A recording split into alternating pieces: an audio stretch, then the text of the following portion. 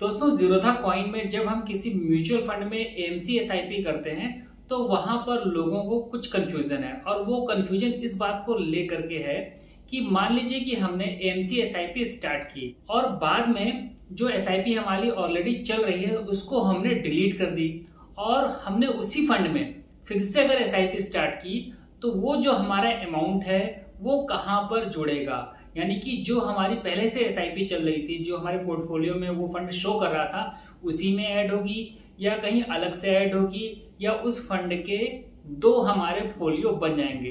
तो इन प्रश्नों का जवाब इस वीडियो में मैं देने का प्रयास करूंगा। तो वीडियो में आगे बढ़ने से पहले चैनल पर अगर आप पहली बार आए हैं तो चैनल को सब्सक्राइब कर लीजिएगा। वीडियो पसंद आए तो इसको लाइक करिएगा, अपने दोस्तों के साथ भी ज्यादा से ज्यादा शेयर करिएगा। तो चलिए वीडियो को स्टार्ट करते हैं और चलते हैं अपने मोबाइल के स्क्रीन पर। तो दोस्तों हम अपने मोबाइल की स्क्रीन पर पहुंच चुके हैं और सबसे पहले जीरोधा कॉइन जो आप ये मोबाइल ऐप देख रहे हैं इस पर क्लिक करके इसके अंदर हम लॉगिन कर लेते हैं। तो लॉगिन करने के बाद में कुछ इस तरीके का इंटरफेस आपको दिख रहा होगा। तो अभी सबसे पहले हम जो ये इन्वेस्टमेंट वाला ऑप्शन है यहाँ पर क्लिक करते हैं। अब थोड़ा सा हम नीचे की ओर जाते हैं और यहाँ पर आपको एक स्कीम दिख रही होगी, Nippon India small cap fund. ठीक है, इस पर मैं क्लिक करता हूँ। क्लिक करने के बाद में आप यहाँ पर इसको देख सकते हैं कि ये एएमसी एसआईपी है। तो सबसे पहले एक चीज़ यहाँ पर मैं बता दूँ, जो एएमसी एसआईपी होती है और जब यहाँ पर हम क्लिक करेंगे तो यहाँ कहीं पर भी इस एसआईपी अमाउंट को मॉडिफाई करने का या इसकी डेट को मॉडिफाई करने का या किसी भी तरीके का मॉडिफिकेशन करने का विकल्प हमें एएमसी एसआईपी में नहीं मिलता है। ये बात आपको क्लियर यहाँ पर हो गई होगी। ठीक है, तो अब हम चलते हैं ट्रांजैक्शन हिस्ट्री में। यहाँ पर मैंने क्लिक कर दिया। अब सबसे मैं नीचे की ओर जाऊंगा और बारी बारी से हम ऊपर की ओर आएंगे और चीज़ों को समझने का प्रयास करेंगे। तो ध्यानपूर्वक आप देखिएगा तभी चीज़ें आपको यहाँ पर समझ में आएंगी। ठीक है, तो सबसे पहले हम एकदम नीचे की ओर चले आए। तो यहाँ पर आप देखिए जो हमने इसमें पहली एसआईपी की थी वो स्टार्ट हुई थी 27 अगस्त 2024 को और ये 272 डेज पुराने हो गए हैं।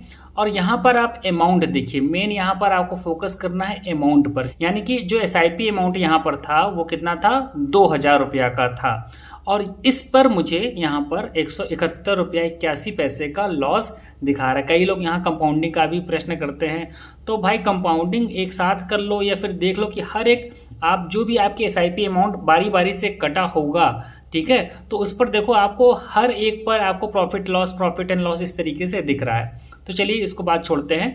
तो यहाँ पर आप देखिए 2000, फिर देखिए 2000, फिर 2000, फिर 2000 और फिर 2000, यहाँ पर 2000, यानी कि 27 जनवरी 2025 तक यहाँ पर 2000 की अमाउंट की एसआईपी हमारी कट हुई है। ठीक है, उसके बाद में यहाँ पर आप देखेंगे 1000 हो गया। तो भैया 1000 कैसे हो गया?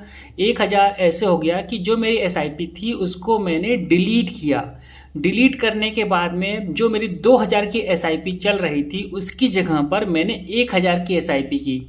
और मैंने शुरुआत में ही आपको बता दिया है कि जो एएमसी एसआईपी होती है यहाँ पर हम एसआईपी का जो अमाउंट होता है उसको मॉडिफाई नहीं कर सकते हैं।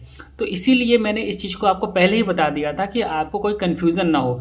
तो यहाँ पर 1000 जो आपको अमाउंट दिख रहा है वो इसीलिए दिख रहा है क्योंकि जो 2000 की एसआईपी हमारी जा रही थी इसको हमने डिलीट किया। डिलीट करने के बाद में नई एसआईपी स्टार्ट की। तो इसी में देख रहे हैं ना, इसी कंटिन्यूअस में जो हमारा ट्रांजेक्शन हिस्ट्री है इस फंड की वो इसी में शो हो रही है। ठीक है, फिर यहाँ पर देखें 1000, तो अभी मैंने इसको स्टॉप कर दिया है।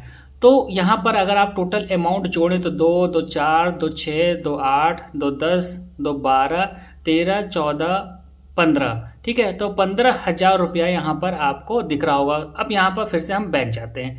बैक जाने के बाद में आप यहाँ देखेंगे 14,999.346, तो लगभग 15,000 रुपये हमारा जो इन्वेस्टेड अमाउंट है वो दिख रहा है, जो कि दोनों एसआईपीज जो हमने की थी, यानी कि 2000 वाली जो की थी और 1000 वाली की थी, उसका एक साथ यहाँ पर इन्वेस्टेड अमाउंट दिखा रहा है और यहाँ पर करेंट अमाउंट भी हमारा दिखा रहा है। तो आपको ये चीज़ अब क्लियर हो गई होगी कि अगर आप किसी एमसी-एसआईपी की जो एसआईपी आपकी चल रही है उसको डिलीट करने के बाद में आप फिर से एसआईपी उसी फंड में करते हैं, तो आपका जो पुराना वाला पोर्टफोलियो होगा उस फंड का, उसी में आपकी नई एसआईपी ऐड होगी। और यहाँ पर भी आप देखेंगे तो इसके लिए एक ही फोलियो हमें अलॉट हुआ है, ना कि 2 फोलियो बने हैं। तो मुझे लगता है कि अब आपका जो डाउट होगा इस एमसी-एसआईपी को लेकर के कि कहाँ जाएगा, कैसे जुड़ेगा, ये काफ़ी हद तक क्लियर हो गया होगा। और अब भी अगर कोई आपका डाउट शेष बचता है तो आप फिर से प्रश्न करिए, हम लोग फिर से वीडियो बना लेंगे। तो उम्मीद करता हूँ कि ये वीडियो आपके लिए हेल्पफुल होगा। वीडियो पसंद आया तो वीडियो को लाइक करिएगा, चैनल पर पहली बार आए तो चैनल को सब्सक्राइब करिएगा। मिलते हैं नेक्स्ट वीडियो में नई जानकारी के साथ, तब तक के लिए नमस्कार।